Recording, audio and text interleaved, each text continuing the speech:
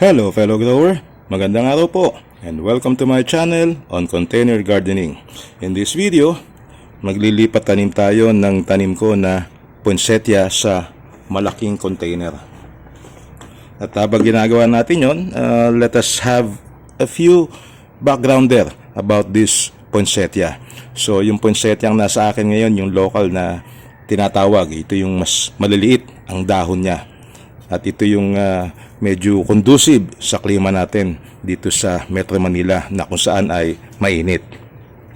Itong poinsettia, sumisikat ito. Madalas mo itong makikita pagpasok ng panahon ng taglamig, mga October, November, December, at ginagawa itong palamuti sa maraming mall. Halimbawa, makikita mo yan sa mga bahay na rin. At pagka bibili ka nito sa mga plant nurseries, medyo may kamahalan pagka itong panahon na ito ay bibili ka. So siguro itong ganito kalaki, nasa mga 400 pesos yan, no? 500 pesos, depende sa supplier.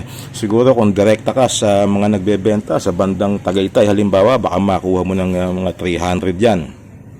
At itong poinsettia, iba-ibang kulay lumalabas. So ito meron ganito na medyo light yellow ang kulay niya. At ang normal naman, yung regular na makikita mo, itong kulay pula. Yun nga palang isang klase ng poinsettia, yung malalaki ang dahon, yan yung mga tinatawag na imported. Yan yung madalas na makikita mo sa mga mall. Magandang tingnan kasi malalaki yung mga dahon niya, iba-iba din ang kulay. Karamihan do yon ay galing ng Baguio. So talagang pinapalaki yon, pinapapula para sa panahon ng Pasko. Pero kung gusto mo magtanim sa iyong bakuran, mas ideal na itanim itong ganitong local sa atin. Na karaniwang matatagpuan ito sa Batangas, sa Tagaytay, at tumutubo lang sa mga bakuran. Sa paglilipatan naman, itong poinsettia, lumalaki ito. Yung pinakamalaki nakita kong poinsettia, around 6 feet ang taas niya. So, maugat din siya. Lumalaki rin yung kanyang mga tangkay. Kaya naman, kung ililipat mo siya sa container at gusto mo siyang lumaki, dapat ay may kalakihan din talaga yung container na iyong gagamitin. Kagaya itong nasa akin dito. Yan. Yung container mo dapat ay maraming butas sa ilalim. Pwede mo rin lagyan ng butas sa gilid kung masyadong malalim yung iyong container na gagamitin. Hindi naman pihikan sa lupa ang poinsettia. Kahit ordinaryong garden soil lang ay pwede mo siyang itanim dahil malalaki din naman ang ugat ng poinsettia. Yung katawan niya, tumataba din yan pagka gumulang at nakadirekta sa lupa.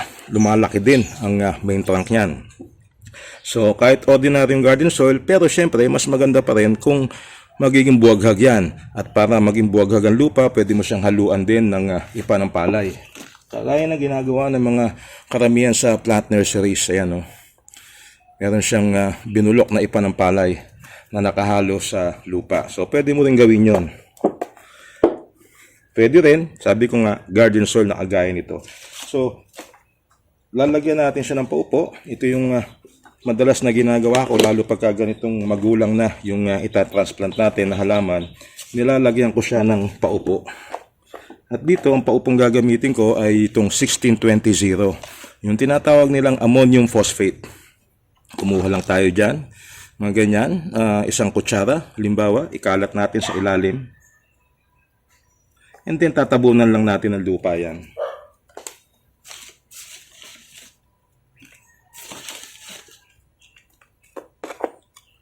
Para the moment na mag-spread further, yung ugat nitong ating poinsettia ay meron na kagad sustansya sa ilalim na mapapakinabangan niya. Okay.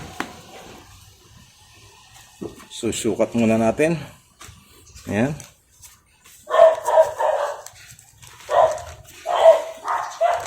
Pasensya na po sa ingay ng aso ha. Medyo nagtatahulan yung aso. May dumating yatang delivery. So ayan malalaki ang ugat niya Ayan. At ino-hold na rin niya itong kanyang lupa sa pot. Kaya tamang-tama lang na ilipat siya kagad.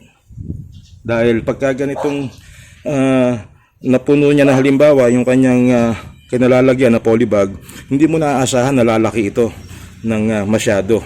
Kung lumaki man yan, mabagal na at sobrang liit ng kanyang magiging paglaki.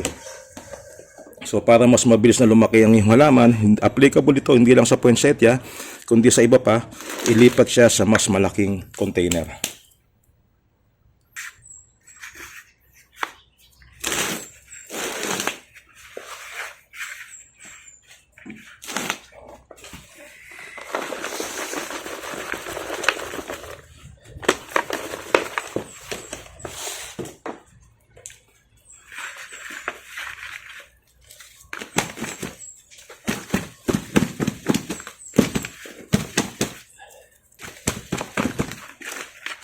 Yung dating pagkakabaon niya, i-maintain lang natin yon.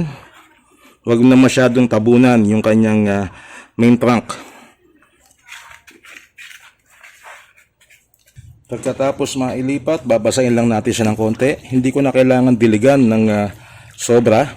Hindi ko na kailangan lunurin kasi yun namang lupa nitong ating poinsettia ay maitim na. So moist na siya. Ngayon, pagkatapos natin i-transplant, ganyan na na-stress siya. Nakalog, medyo nagalaw ang ugat. Sa paglilipat nga pala, hanggat maaari, iwasan natin na maraming ugat ang masira para hindi mahirapan ang halaman na makarecover. So pagkatapos natin ganyan, mailipat siya, ilagay muna sa lilim. Siguro mga 2-3 araw, yung iba ginagawa ng 1 linggo. So para tuluyang makarecover. Ngayon, pwede mo itanong, anong oras ba ang ideal na paglilipat ng tanim? Well, ideally po yan talaga sa hapon, pagka hindi na mainit ang araw, para magkaroon ng pagkakataon ang halaman na makapagpahinga sa buong magdamag. So hapon ideally, pwede rin sa umaga, basta pagkatapos nitong maglipat ng tanim, huwag mo siyang ibibilad sa arawan para hindi madagdagan yung kanyang stress na naranasan. So ito, ilalagay ko muna sa lilim. At isa pang tanong, bakit nawawala yung pula ng dahon niya? So ito kasing poinsettia, pumupula ang dahon niyan pagka ganitong panahon na pumapasok halimbawa ang taglamig. At mawawala ang pagpula niyan, unti-unting maglalabas ng mga bagong dahon na kulay green ang kulay. Bandang Marso, pagtapos na yung panahon ng taglamig, papunta ng mga August ay kulay green pa yan. Kusa silang pumupula. Yung iba naman, kagaya ng mga imported, yung mga galing ng Baguio halimbawa, ay kinokontrol yung dami ng oras na siya ay nasa dilim at nasa liwanag para pumula yung dahon. Kasi isang factor din sa pagpula ng dahon nitong poinsettia ay yung haba ng oras na sila ay nasa kadiliman. Kung may bala ka namang bumili ng poinsettia para maging dekorasyon sa iyong bakuran, ngayong Pasko halimbawa, at para maging permanenteng tanim sa iyong bakuran, ang may advice ko yung ganitong local ang bibilhin mo, yung maliliit ang dahon na kagaya nito. Pwede mo rin subukan yung mga malalapad ang dahon, yung mga imported na tinatawag. Pero sa karanasan ko, mas madaling i-maintain, buhayin, palaguin itong ganitong maliliit ang dahon o yung local na tinatawag na poinsettia. Okay? So, hanggang dito na lamang. Maraming salamat sa panonood at magkita-kita po tayo sa iba pang mga videos ni Late Grower. Bye-bye!